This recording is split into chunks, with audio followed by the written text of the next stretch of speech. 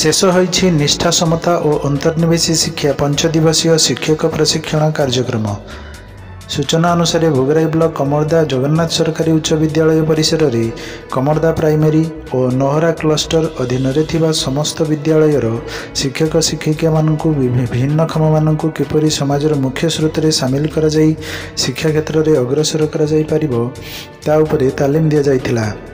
उक्त कार्यक्रम में कमरदार प्राक्तन सीआरसीसी विजय कुमार दास, नूतन सीआरसीसी विजय पट्टनायक, एलएन हाई स्कूल महागौर शिक्षक रवींद्र कुमार प्रधान, सीआरसीसी कछुआड़ीर सुदर्शन दास, शिक्षक जगदीश चंद्र मिश्र एवं भारप्राप्त अधिकारी अजय गोस्वामी प्रमुख उपस्थित रही शिक्षक शिक्षयित्री मानकु समस्त 21 प्रकार भिन्नक्षम पिलांकु किपरि शिक्षा स्रोत में सामिल करा जाई परिबो ता उपरे तालीम देइथिले। एही कार्यक्रम जुलाई 7 तारिख रु आरंभ हो जुलाई 11 तारिख पर्यंत 5 दिन व्यापी चालू रही।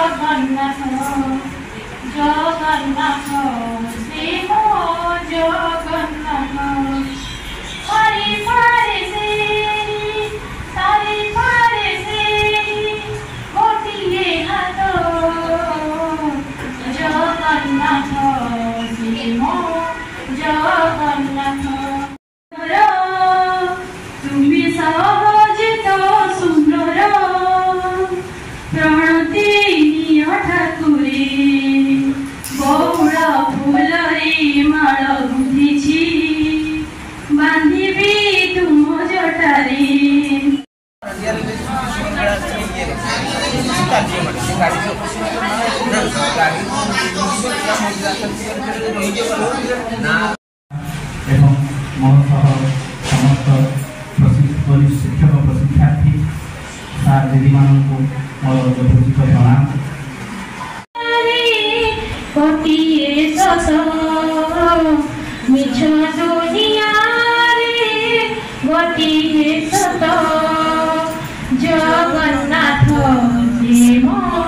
जगन्नाथ जगन्नाथ जगन्नाथ आपणक प्रिय संपर्क लाइव।